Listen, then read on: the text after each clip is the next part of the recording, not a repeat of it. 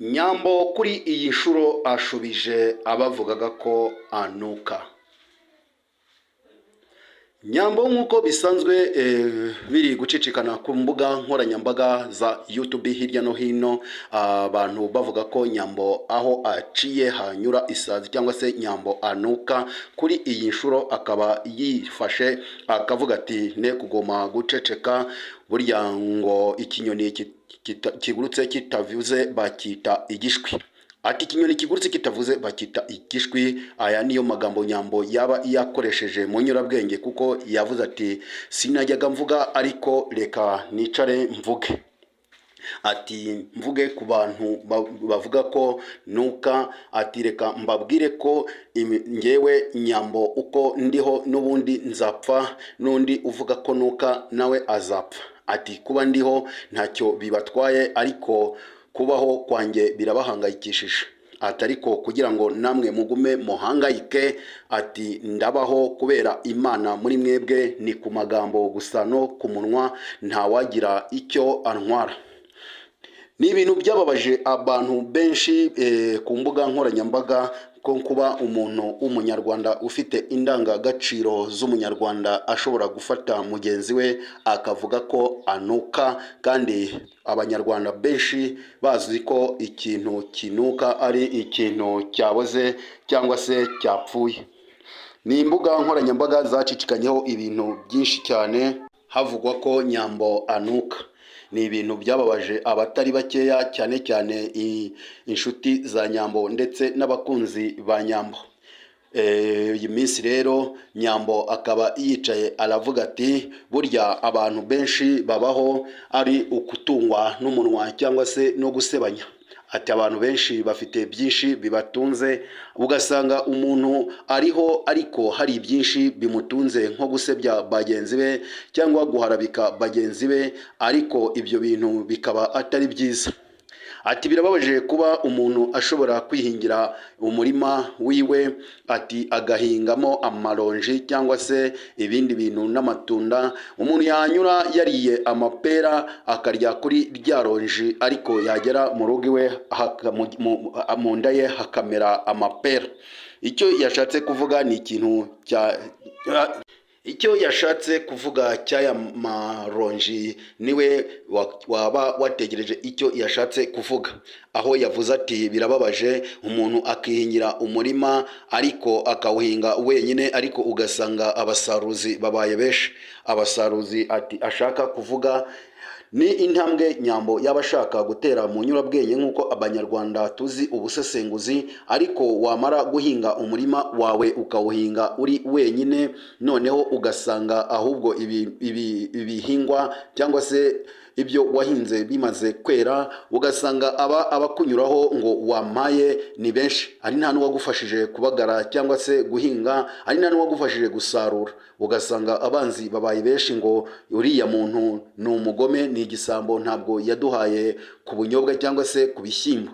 Nyambo ibyo yashatse kuvuga ati ntera intambwe cyangwa se niga amashuri yanjye, nta muntu wigeze amfasha kundihirira uretse ababyeyi banjye cyangwa se n'indi miryango. Atari ko bibabaza abantu benshi kuba babona uko meze uku, nuko nteye, nuko ngenda, n'imyambarire yanjye ari aho kumva ko banshima ku ntambwe nteye, ahubwo bakagenda bansebya ko nuka. Nyambo wavuze ibintu byinshi bitandukanye, ndetse aravuga ati murabeshya imboga mbi ntiziva mu nkono. Icyo yashatse kuvuga yavuze ko ntaho azajya, nibabura ayo bavuga bazahindukira bakivuga.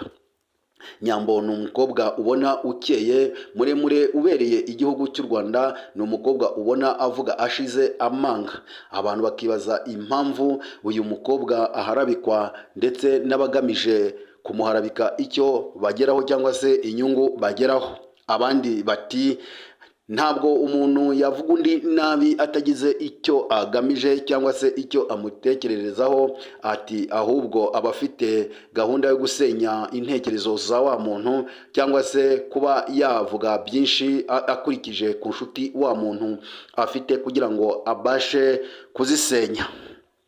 ni ibintu byinshi byagiye bivugwa kuri iri sebya ryakorewe Nyambo cyangwa se ihohotera muntu ryakorewe Nyambo, rivuga ngo Nyambo aranuka. Nawe yababwiye ati ngewe uko ndi hano ntabwo nuka nk'uko mubitekereza. Ati ibitekerezo byanyu byo kuvuga ngo ndanuka bifite umwanzi wanjye, ariko umwanzi wanjye niyicare nze tubonane. Ati kuko uyu munsi ndabikora live, najyaga nceceka ariko uyu munsi ndahagurutse. Ati dore ko nari n'ikimuga, nta n'ururimi nacitse nk'uko mwari muzi ko mwaba mwarancecekesheje cyangwa se mwaranjibishe. Ati ndaje mpangane namwe, atariko n'ubundi ninjye waboheje aho mwagiye mwibaraguza cyangwa se mubaragurika ngaceceka. Amagambo menshi yagiye ababaza abanyarwanda bazi ukuntu duhora twigishwa indangagaciro zo umunyarwanda ko gusebanya ari icyaha, ndetse ugasanga abantu benshi barabikunze cyangwa se abenshi barabyamaganye.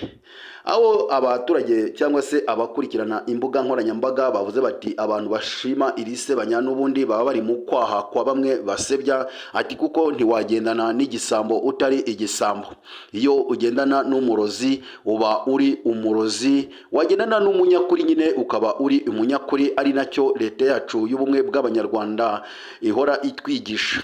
Ati ntabwo tuzagusanga mu gacuka banywa urumogi ngo tugusige ko utari umunywa urumogi, ariko nitugusanga mu rusengero tuzumva ko wagiye kumva ijambo ry'Imana. Ati abangaba bakunda cyangwa se bishimira ibyo Nyambo yakorewe n'abari mu gacu k'abasebya Nyambo cyangwa se n'ubundi n'aka gatsiko kavuzwe kuva na mbere gashinzwe isebanya. Ni ibintu byinshi biba byagiye bivugwa ku mbuga nkoranyambaga, dore ko zihurirwaho n'abantu benshi nk'uko bavuga ko ari imbuga nkoranyambaga. Bagiye bavuga ko hari abantu bashinze agatsiko k'isebanya. Ati bakaba bakwicara bakatekereza ku kintu cyasenya umuryango wa runaka cyangwa se cyamusebya, bitwaje kugira ngo basenye intekerezo ze. Ari nabwo bavuze ati Nyambo komera utuze, ati ahubwo ugane umubyeyi wacu RIB. Ati umubyeyi dufite udukemurira ibibazo by'abaduhemukira cyangwa se abashaka kuduharabika, ati umubyeyi wacu ni RIB. Ati Nyambo rero gana RIB. Aribyo abantu benshi bari biteze kugira ngo Nyambo agire icyo yavuga ku isebanya yakorewe. Kuri iyi nshuro rero Nyambo akaba yahagurutse avuga ko aje bagahangana, ari nabyo abantu biteze bavuga bati ese nibura yaba ari buhaguruke agashyira aba bantu ku gasozi akabashyikiriza RIB. Ati dore ko social media itajya ibera irenganura abayikurikira cyangwa se abayinyuzaho ibiganiro, igacishaho ibiganiro byagiye binyuraho by'aba bagabo. Abantu benshi bumvishe ijwi rya Nyambo bakaba bategereje ko Nyambo yaba agiye gushyikiriza ikirego RIB, noneho aba bantu cyangwa se aka gatsiko kakaba kamenyekana, wenda ihohotera rikorerwa abantu ku mbuga nkoranyambaga rikaba ryagabanuka cyangwa se rikaba ryarandurwa burundu. Abandi bati dore ko RIB itajya ishyigikira amafuti cyangwa se ngo ibe yashyigikira umuntu uhohotera undi n'uhohoterwa akarenganurwa. Ati rero Nyambo ibi ngibi kubivuga twumva ari byiza kuba, atari ku bundi numva icyo wakora ari ugushyikiriza aba bantu RIB, akaba ari nacyo cyashimisha abakurikira ibiganiro byawe ndetse n'abagukunda. Rero tukaba dutegereje mu byo Nyambo azakora cyangwa se ategura, niba koko azafata aba bantu akabashyikiriza RIB. Ni igihe kinini RIB yigisha abantu indangagaciro, ikabigisha amahame y'igihugu cy'u Rwanda cyangwa se amahame ngenderwaho u Rwanda rugenderaho.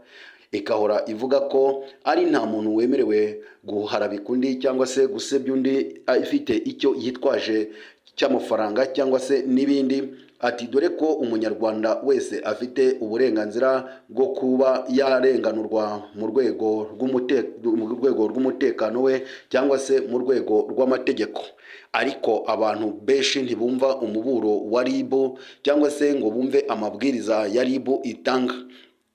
RIB ihora ivuga ko hari amategeko agomba guhana aba bantu baharabika bagenzi babo cyangwa se bakashaka kugira ngo basibe intekerezo zabo bakoresheje iharabika, ariko aba bantu ntibabyumve cyangwa se ngo be bagerageza kugira ngo bagabanye iharabika. Rero mu gihe RIB ikomeje kumva ibi byaha cyangwa se ibi birego bikomeje gutumbagira, RIB ikaba abaturage cyangwa se abahurira ku mbuga nkoranyambaga bakaba bategereje icyo RIB izakorera aba bantu baba bakoresha isebanya. Nyambo akaba yaravuzwe byinshi ku mbuga nkoranyambaga, aho umuntu umwe yavuze ko Nyambo yaba yaramunyuzeho umunuko ukamuturuka mu maguru ndetse bakipfuka ku mazuru, ati wagira ngo ni igisamake cyaboze. Ukibaza iri sebanya niba koko umunuko ushobora kuba umuntu w'umukobwa mwiza nka Nyambo nk'uyu nguyu ari nta kindi kibazo cy'uburwayi afite, kuba yatambuka ku bantu bakipfuka ku mazuru bikakuyobera. Iyi nkuru mu gihe tuzamenya icyo Nyambo yaba yavuze kuri aba bantu bamukoreye ihohoterwa, cyangwa se niba afite gahunda yo kubarega cyangwa se kubihorera bagakomeza kuvuga ko anuka, tukazaba tuzayibagezaho mu makuru yacu ataha. Murakoze, mwari kumwe n'ikinyamakuru Ogera TV kibagezaho inkuru zitandukanye, kibashishikariza kujya mugerageza mugakanda ku kazogera, mukora kuri subscribe ndetse mukandika komenti, mukagira byinshi muvuga kuri iki kinyamakuru, dore ko iki kinyamakuru atari inkuru gikora gusa, kinamamaza ku bafite ibyo babamaza hirya no hino bitandukanye, byaba ibyo ubucuruzi, inganda ndetse no kuba byaranga ibyo ukora byose. Murakoze, ikiganiro nakagaruka.